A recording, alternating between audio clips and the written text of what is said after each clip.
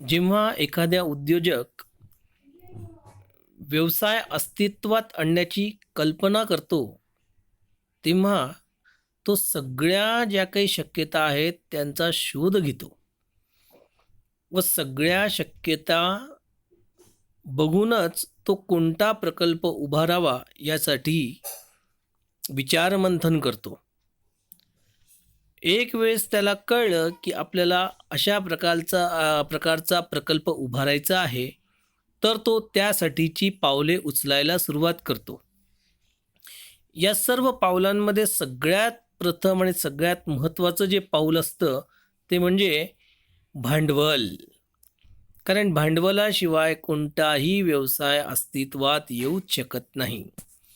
मग या भांडवलामध्ये तो कोणत्या स्वरूपात भांडवलाची आवश्यकता आहे याची अत्यंत काळजीपूर्वक सर्व गोष्टी विचारात घेतो. हे मुद्दे विचारात घेत असताना तो सद्यस्थिती आणि भविष्यातील परिस्थितींचा सुद्धा विचार करतो व त्यानुसार ठरवतो. प्रामुख्याने उद्योजकाला दोन प्रकारचे भांडवल लागतात. एक तर स्थिर भांडवल आणि दुसरं खेळते भांडवल. मग आता हे स्थिर भांडवल आणि खेळते भांडवल म्हणजे नेमका काय आणि याची आवश्यकता उद्योजकाला का असते याविषयीचा विस्तृत अभ्यास आपण आता करूया. सगळ्यात अगोदर आपण स्थिर भांडवलाविषयी जाणून घेऊया. स्थिर भांडवल म्हणजे नेमका काय? तर असे भांडवल की जे दीर्घ कालावधीसाठी वापरले जाते व जे भांडवल विक्रीच्या उद्देशाने उभारले जात नाही, अशा भांडवलाला स्थिर भांडवल म्हणतात. मालमत्ता खरेदी करण्यासाठी मोठ्या प्रमाणावर स्थिर भांडवलाची आवश्यकता असते. कारण एकदा घेतलेली मालमत्ता ही दीर्घकालीन टिकते. याशिवाय ती मालमत्ता विक्रीच्या उद्देशाने व्यावसायिक घेत नाही. म्हणजे थोडक्यात सांगायचं झालं तर स्थिर भांडवल म्हणजे कोणत्याही प्रकारची भौतिक मालमत्ता की ही मालमत्ता कंपनीमध्ये कायमस्वरूपी राहते. उदाहरणार्थ जमीन व इमारत आहे. उपस्कवर अन्वयुक्ती यालाच फर्निचर अँड फिक्चर्स असं म्हणतात. यंत्रसंच व यंत्रे ही सगळी उदाहरणं आहे, ही स्थिर भांडवलाची उदाहरणं आहे की याच्यामध्ये एकदा पैसा इन्व्हेस्टमेंट केला की तो दीर्घ काळासाठी ती गोष्ट तो व्यावसायिक वापरताना दिसतो. विद्यमान कंपन्यांना विस्तार व विकास कार्यक्रमांना वित्त पुरवठा करण्यासाठी अशा भांडवलाची आवश्यकता भासते. जसं एखाद्या व्यवसायाचा विस्तार करायचा आहे. आज व्यवसाय तालुका स्तरावर होता, आता जिल्हा स्तरावर तो सुरू करायचा आहे, तर तिथे सुद्धा इमारत विकत घ्यावी लागेल, तिथे सुद्धा यंत्रसामग्री घ्यावी लागेल. मग या सगळ्या गोष्टींचा खर्च तिथे करावा लागेल. म्हणजे ज्याला म्हणतात विस्तारीकरण. एका ठिकाणाहून दुसऱ्या ठिकाणी, एका जिल्ह्यातून दुसऱ्या जिल्ह्यात, एका राज्यातून दुसऱ्या राज्यात, एका राष्ट्रातून दुसऱ्या राष्ट्रात, अशा पद्धतीने व्यवसायाचा विस्तार करणे हे महत्त्वाचं असतं. आणि या विस्तारासाठी स्थिर भांडवलाची आवश्यकता मोठ्या प्रमाणावर लागते. अशा प्रकारच्या स्थिर भांडवलासाठी जी काही योजना तयार करावी लागते, ती सर्व योजना कंपनीचे प्रवर्तक तयार करत असतात. मग यासाठी प्रवर्तक कंपनीला आवश्यक असलेल्या सर्व गोष्टींची, म्हणजे ज्या ज्या स्थिर मालमत्ता कंपनीला हव्या आहेत त्या सर्व मालमत्तेची यादी तयार करतो व यादी तयार करून ती प्रत्येक मालमत्ता कितीला आपल्याला उपलब्ध होईल याविषयी अंदाज घेतो, त्याच्या किमतीचा अंदाज घेतो. व एक वेळेस ही सर्व माहिती गोळा झाली की त्यानंतर स्थिर मालमत्तामध्ये किती एकूण पैसे, किती एकूण भांडवल गुंतवायचे आहे याची कल्पना त्या प्रवर्तकाला येते. सध्याच्या युगात तर प्रचंड प्रमाणात विस्ताराला वाव आहे व याच विस्ताराचा विचार करून स्थिर भांडवलामध्ये पैसा गुंतवला जातो. स्थिर भांडवलामध्ये पैसा गुंतवण्यासाठी वेगवेगळे मार्ग कंपनी अवलंबिते, जसे भागांची विक्री करणे, कर्जरोख्यांची विक्री करणे, बंधपत्रांची विक्री करणे, बँकांकडनं मोठ्या प्रमाणावर कर्ज घेणे.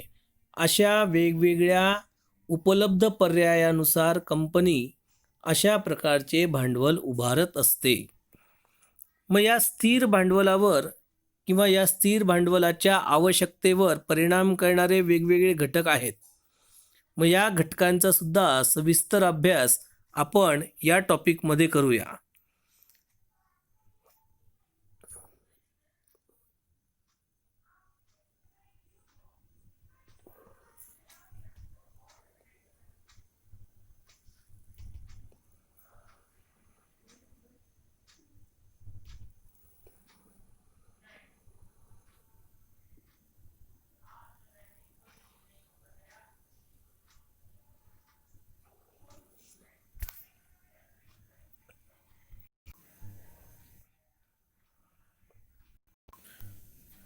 पहिला मुद्दा परत आपण अभ्यासू, व्यवसायाचे स्वरूप. व्यवसायाच्या स्वरूपामध्ये स्थिर भांडवलाची गरज आहे की नाही हे त्या व्यवसायावर किंवा त्या व्यवसायाच्या स्वरूपावर अवलंबून असते, असं मी तुम्हाला सांगितले. जसे उत्पादन उद्योगाबद्दल मी तुम्हाला सांगितले की उत्पादन उद्योगामध्ये कच्च्या मालाचं रूपांतर पक्क्या मालात केलं जातं व त्यामुळे पक्क्या मालात रूपांतर करण्यासाठी मोठ्या प्रमाणावर आपल्याला यंत्रसामग्रीची आवश्यकता भासते व ही यंत्रसामग्री खरेदी करण्यासाठी मोठ्या प्रमाणावर स्थिर भांडवलाची आवश्यकता असते. या उलट खरेदी विक्री व्यवसायामध्ये मी सांगितले की खरेदी विक्री व्यवसायात स्थिर भांडवलाची गरज जास्त नसते, कारण खरेदी विक्रीच्या व्यवसायामध्ये मालाची विक्री केली की लगेच पैसा मिळतो व आलेल्या पैशातून आपण लगेच नवीन वस्तूची खरेदी सहज पद्धतीने करू शकतो. दुसरा मुद्दा आहे व्यवसायाचे आकारमान. दुसरा आहे व्यवसायाचे आकारमान. व्यवसायाच्या आकारमानामध्ये जर व्यवसाय हा मोठ्या प्रमाणावर असेल तर अशा वेळेस त्यासाठी लागणारे भांडवल सुद्धा हे मोठ्या प्रमाणावर लागते. जसे एखादी कंपनी आहे, मग या कंपनीमध्ये मोठ्या प्रमाणावर स्थिर भांडवलाची गरज भासते, कारण या कंपनीमध्ये जे काही वर्कआउट होणार आहे, जे काही कामकाज होणार आहे ते सर्व कामकाज स्वयंचलित यंत्र किंवा उपकरणाच्या माध्यमाने होणार आहेत व त्यासाठी अशा प्रकारची उपकरणे खरेदी करण्यासाठी मोठ्या प्रमाणावर स्थिर भांडवलाची गरज भासते. तिसरा मुद्दा आहे व्यवसायाची व्याप्ती. व्यवसायाच्या व्याप्तीमध्ये जर एखादी व्यावसायिक संस्था उत्पादन व वितरण अशी संपूर्ण कामकाज करत असेल, म्हणजे माल उत्पादितही करायचा आणि मार्केटमध्ये त्याचं वाटपही करायचं, मग या दोघा वेळेस मोठ्या प्रमाणावर स्थिर भांडवलाची आवश्यकता भासते. जसं उत्पादन करताना मी तुम्हाला सांगितलंच की मोठ्या प्रमाणावर यंत्रसामग्रीची गरज भासणार आहे. त्याचप्रमाणे वितरण करण्यासाठी सुद्धा जो तयार झालेला माल आहे तो गोडाऊनमध्ये साचवून ठेवावा लागेल. मग माल हा मोठ्या प्रमाणावर तयार होतो, त्यामुळे साठवण्यासाठी सुद्धा मोठी जागा लागेल. म्हणजेच मोठ्या गोडाऊनसाठी तो गोडाऊन बांधणं, परत तो माल मार्केटमध्ये पोचवण्यासाठीची व्यवस्था करणं, मग त्यासाठी मार्केटमध्ये माल पोचवण्यासाठी ज्या काही गोष्टी आहेत, जसे वाहने आहेत, त्या वाहनांची खरेदी करणे, अशा प्रकारच्या गोष्टींमध्ये पैसा जास्त लागतो. म्हणून कंपनी अशा वेळेस स्थिर भांडवलावर मोठ्या प्रमाणावर भर देताना दिसते. चौथा आहे भाडे तत्वावर प्रमाण. भाडे तत्वावर म्हणजे काय, तर एखादी वस्तू आपण भाड्याने घेऊन फक्त महिना झाला की तेव्हा भाडं द्यायचं. मग अशा वेळेस उद्योजकाला मोठ्या प्रमाणावर पैसा इन्व्हेस्टमेंट करण्याची गरज राहत नाही किंवा मोठ्या प्रमाणावर त्या इन्व्हेस्टमेंटरचा पैसा गुंतत नाही. जसं मशिनरी आहे, मशिनरी भाडेतत्वावर घेतली, मग विकत घेण्यासाठी जो काही पैसा लागणार होता त्याच्यापेक्षा कितीतरी कमी पैशाने त्यांना जर भाडेतत्वावर हे मशीन उपलब्ध झालं तर त्यांना मोठ्या प्रमाणावर गुंतवणूक करण्याची गरजच राहत नाही. व त्याचा फायदा असा होतो की अशा कंपन्यांना मोठ्या प्रमाणावर स्थिर भांडवल हे लागत नाही, कारण त्यांना मोठ्या प्रमाणावर निधीची गरज भासत नाही. जिथे निधीची गरज जास्त भासते तिथेच कंपनीला स्थिर भांडवलाची गरज जास्त लागते.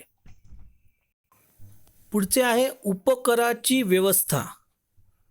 उपकरार म्हणजेच काय की आपल्याला जे काम दुसऱ्यांकडनं करून घ्यायचं आहे, अशा वेळेस घेतलेले कामाचा दुसरी व्यक्ती ती काम करणार आहे, म्हणून या कंपनीला किंवा जी कंपनी ते करार करते त्या कंपनीला मोठ्या प्रमाणावर इन्व्हेस्टमेंट करण्याची गरज भासत नाही, कारण करारानुसार ते सर्व काम त्या समोरच्या कंपनीला करायचं आहे आणि समोरच्या कंपनीला काम करायचं असल्यामुळे मालमत्ता वगैरे त्या कंपनीला घ्यावं लागेल.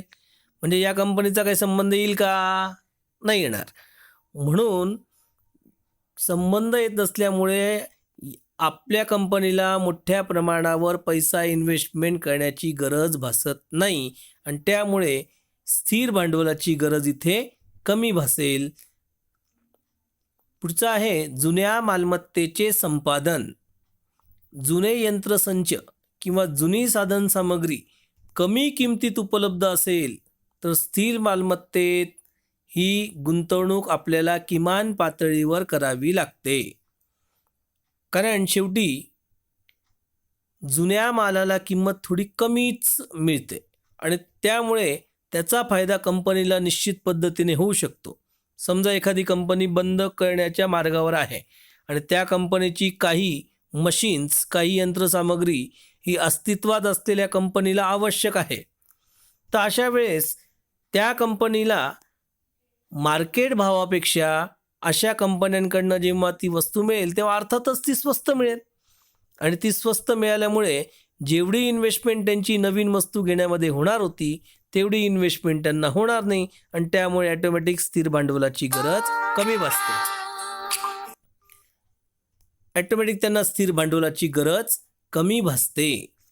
अशा पद्धतीने या 6 मुद्द्यांचा आपण अभ्यास आज केला. उर्वरित मुद्द्यांचा अभ्यास आपण पुढच्या लेक्चरला करू. धन्यवाद.